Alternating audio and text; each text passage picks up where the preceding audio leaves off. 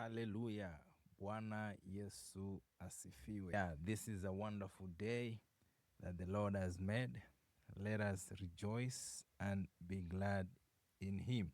Sasa leo tunajifunza somo la nguvu sana, na somo letu linatoka kwa Bwana wetu Yesu Kristo.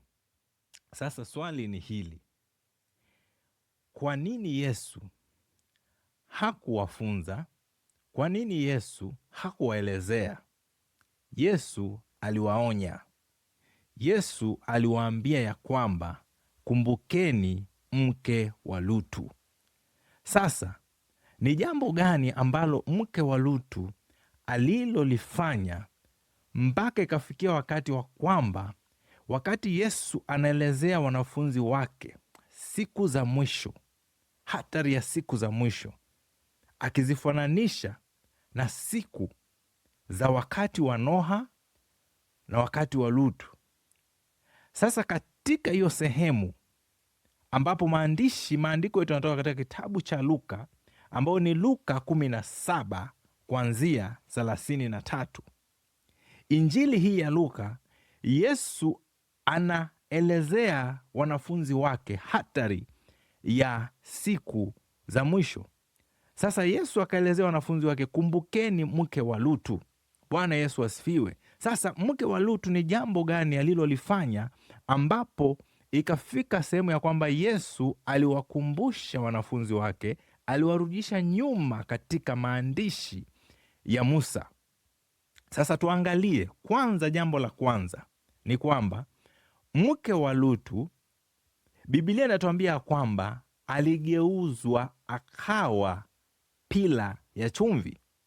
Now, nini ilisababisha mke wa Lutu kuwa pila ya chumvi? Jambo la kwanza, unafaa fahamu ya kwamba Mungu hakumuua mke wa Lutu, malaika hawakumuua mke wa Lutu. Mke wa Lutu yeye mwenyewe aliangamiza hatima yake, destiny yake, kwa kutazama nyuma. Sasa ni mambo gani ambayo mke wa Lutu aliyatazama?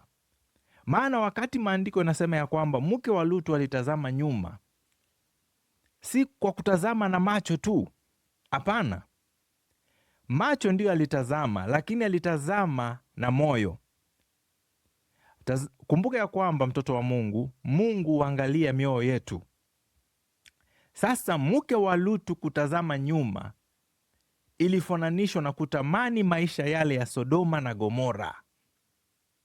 Mke wa Lutu anafananishwa siku ya leo na Mkristo. Mkristo ambaye Mungu amemkomboa kutoka kwa ulimwengu. Mkristo ambaye Mungu amemnasua kutoka kwa minyororo ya Shetani. Mkristo ambaye Mungu amemkomboa na anamwandaa na anamtengeneza aweze kufika mbinguni. Alafu Mkristo huyu anafikia mahali anatamani maisha yale yake ya kale. Anatamani kurudi kwa wale marafiki wanafiki. Anatamani tena kurudi kwa maisha ya dhambi. Sasa Yesu Kristo aliwatazama wanafunzi wake na kuwaonya. So this was a warning. Kumbukeni mke wa Lutu.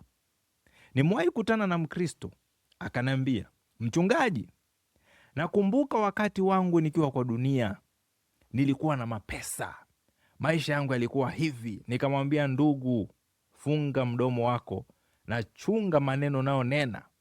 Hiyo ni sawa na kusema maisha yako ya kale yalikuwa afadhali kushinda maisha yako ndani ya Ukristo. Nikamwambia, kumbuka mke wa Lutu. Mke wa Lutu alikuwa amekombolewa, miguu yake ilikuwa imeshatoka Sodoma, lakini moyo wake, nafsi yake ilikuwa bado iko Sodoma.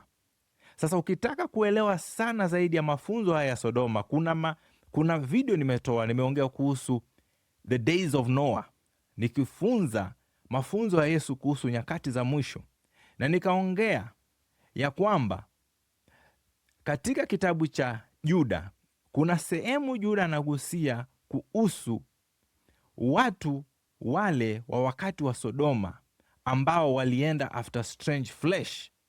Na tunajua ya kwamba wale wageni ambao walimtembelea Lutu hawakuwa wageni wa kawaida, walikuwa ni malaika.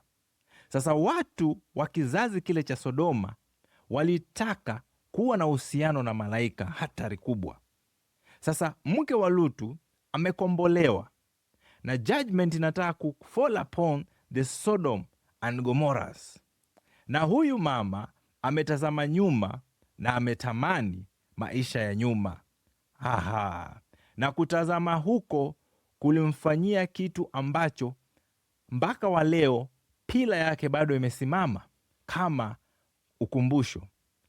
Sasa kwa nini nasema mambo haya? Ninasema mambo haya maana tunakaribia kufunga mwaka wa 2026. Ndio huu tunaunusa, ndio huu umefika, lakini pia tuko katika kile kipindi cha transition. Tuna transition kutoka mwaka wa 2025 tukiingia mwaka wa 2026. Sasa kuna maisha ambayo uliishi mwaka wa 2025 na Mungu kuna watu alikuepusha kutoka kwao mwaka wa 2025. Kuna maisha Mungu alikutoa kutoka 2025.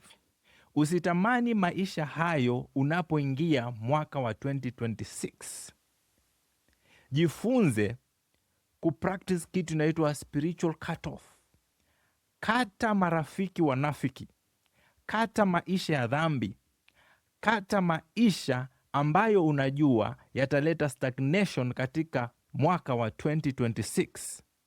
Ingia 2026 na with an open mindset. Ingia 2026 ukitarajia Bwana akona mpango mzuri na wewe katika mwaka wa 2026. Maana tunaona ya kwamba mke wa Lutu kupitia kuangalia nyuma alikwama. Mke wa Lutu hakukufa, bali alibaki kuwa pila ya chumvi. Bwana Yesu asifiwe. Pila ya chumvi, ndiyo, chumvi inaweza kupreserve kitu, lakini chumvi haiwezi kuzaa, chumvi haiwezi kukua, chumvi haiwezi kusonga mbele, itabaki kuwa chumvi. Sasa unapotamani maisha ya nyuma, unapotamani maisha ya jana, maisha yako yatakuwa na stagnation. Ukiingia 2026 ukitamani maisha ulioishi mwaka wa 2025, ndugu dada, utakuwa na shida katika maisha ya wokovu. Bwana Yesu asifiwe. Usitamani yale ambayo Mungu amekuondolea. Usitamani kurudi tena kwa yale mambo ambayo Mungu amekukomboa kutoka. Usitamani kurudia marafiki wale ambao walikuwa wanakuelekeza kwa njia isiyo sahihi. Usitamani kurudi kwa zile nyumba, zile boma ambazo umekuwa ukitembelea ukijua kwamba hakuna kitu kizuri ndani hiyo. Mwaka wa 2026, uhusiano ambao Mungu alikutoa, alikukatisha, yale mambo ambayo Mungu hakuyaruhusu katika maisha yako 2025, usikubali tena mambo hayo kuyarudia mwaka wa 2026. Kumbuka mke wa Lutu. Mke wa Lutu alikombolewa. Mke wa Lutu alitolewa Sodomu, lakini nafsi yake ilikuwa bado iko Sodomu. Tunaweza pia kujifunza kutoka kwa wana wa Israeli. Wana wa Israeli walikombolewa kutoka Misri, ambayo ilikuwa ni land of slavery. Wakaletwa na Mungu. Lakini hata kama wana wa Israeli hawakuwa tena Misri, Misri tena haikuwa na wana wa Israeli, lakini Misri ilikuwa ndani ya mioyo yao. So the problem is not Sodom. The problem is the state of your heart. The problem was not Egypt. The problem was the hearts of the children of Israel. So change your mindset, child of God. Shift the way you see things. Bwana Yesu asifiwe.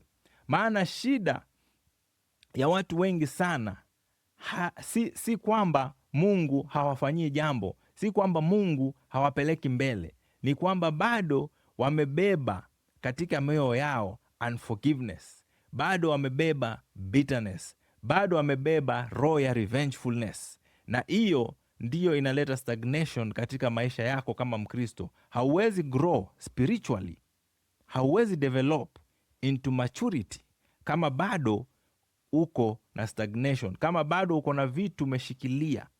Na Mungu anakuambia sasa, unapokaribia kuingia mwaka mpya wa 2026, achilia vitu hivyo, maana kupitia kuachilia vitu hivyo ndivyo uhuru wako unapopatikana. Maana Yesu alikufa ili uwe huru, akafufuka kwa ajili ya wokovu wako. Sasa ingia 2026 na mtazamo mpya, na kumbuka mke wa Lutu. God